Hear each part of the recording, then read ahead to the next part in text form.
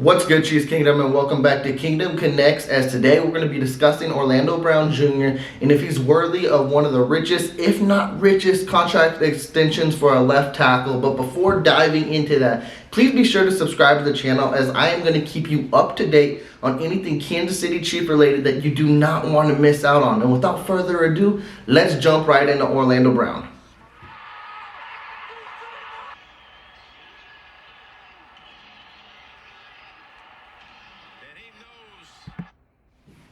Earlier in the week, we got reports that Orlando Brown Jr. is requesting to be the highest paid left tackle in the NFL. Now, people are wondering, is that what's holding up contract negotiations? Also, too, there's a factor that Orlando Brown Jr. doesn't have an agent yet. He released his agent at the beginning of the offseason, so now he's in search of either finding a new agent or, I don't know, striking up a deal of his own. I highly think that's unlikely. I think it's him looking for an agent. And that brings up new speculation on people thinking, well, maybe he can't sign an agent because they don't believe he's worth that money. I'm going to cut that out too, because agents, they don't care really anything about that. They will try to get you the highest dollar available, and if you believe you're the best left tackle and you think you're worth that price, they're going to try their best to get you that price. So I don't think that's holding the talk with the agents. I just think he's honestly just really doing his research to find the best agent available. But let's dive into the bigger picture, which is he worth that type of money? And I'm going to be upfront with you, and I think all Chiefs Kingdom knows, I think anyone around the NFL knows, Orlando Brown Jr. isn't the best left tackle in the league. That means he shouldn't be worth the highest paid money. But also, too, I guess there's you got to look at it in different perspectives, honestly. So let's say if you could sign Orlando Brown Jr. to like a 5-6 year contract worth $20 to $22 million, that means you can fluctuate around the money, and we know Kansas City is really good with that. And also too, before we even brought in Orlando Brown, we were one of the heaviest bidders, if not heaviest, unless they just used it as leverage against the Niners, for Trent Williams, and they were going to pay top dollar for him. I think the different thing that brings with Orlando Brown Jr., even though he is not the best left tackle in the league, he's been in the league 4 years, and then 3 Pro Bowls.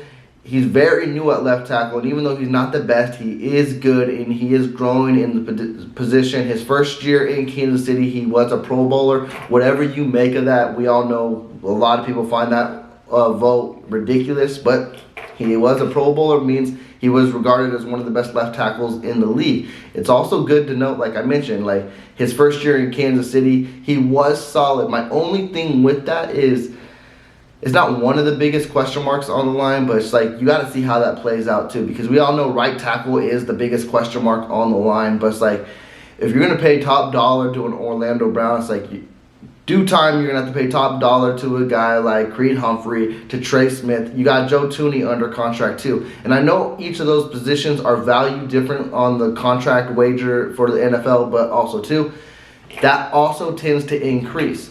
But my only regard onto why I would pay Orlando Brown Jr. top dollar is if it is a 5 to 6 year contract, which means you can backload half of that contract in the back years, and then once it comes time, do an extension. If he doesn't live up to it, let's see if it goes that route. If he does, it's like well played, well spent, because you could put like year 1 through 3 an average of 15 to 18 million, which I think is his range. And also too, as we don't mention a lot, is we see it in every position, and this year it was the wide receivers. It's their market tends to skyrocket, so why not pay him now, and then it raises the market for other left tackles to get paid in the future, and then it looks like, oh, well, he's not the richest paid left tackle anymore, so he'd be like the 5th. So I say that would work out too, because the guys like Tyreek and Devontae, it's like they're richest now, but wait for guys like Cooper Kupp, Justin Jefferson. Things always change in this NFL, so you got to watch out for that too. I would pay him. I would definitely pay him 20 to 22 million, and people are going to also bring up, well, he's requesting high money, and look at the last person who did that. He got into a new team, and that is very true too, but it's also how you value a position. Wide receiver, I think, is very replaceable on this team, especially when you got the best quarterback in your team in Patrick Mahomes. He can make anyone look great.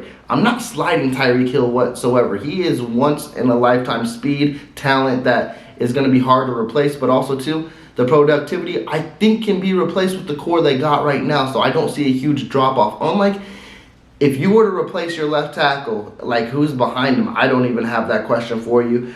What are you going to do there? I think left tackle is a bigger need because he is protecting the face of your franchise, unlike your face of the franchise making plays with a wide receiver. So I'm not sliding a wide receiver whatsoever. A left tackle is just a bigger need, and that would be the position I would want to pay, because also too, then you go down the route that you did basically in your Super Bowl run with the Buccaneers, and you have a struggling O-line, and Mahomes has got to scramble and make all these type of plays, which you don't want to happen too frequently. And it's just like, okay, what if they do trade Orlando Brown Jr. before July, before he can sign, or if he accepts that franchise tag? People have also mentioned, well, bring Eric Fisher back.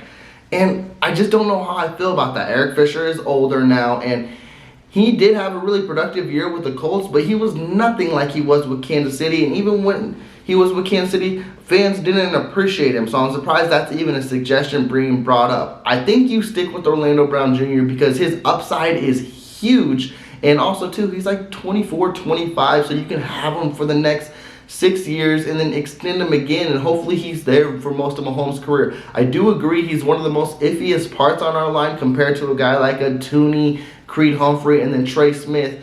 But other than right tackle, he's your next question. And can he provide and play very well? He can. We just got to wait and see. It's only been year one. I know there was a lot of questions during year one, but he was very productive as well. It's just we tend to be harder on him because we gave up a first-round pick for him. So, Chiefs Kingdom, let me know in the comments down below. How would you feel about making Orlando Brown Jr. the richest paid left tackle? I wouldn't be too upset about it because it still solidifies the line. But again, I can see the questions deferring the other way. So let me know in the comments how you're feeling about Orlando Brown. And don't forget to subscribe to the channel, as I will keep you up to date on anything Kansas City Chief related that you do not want to miss out on. And please do like this video. It helps me out oh so greatly. And with that, I am checking out. I'll check back in with you guys later. Peace.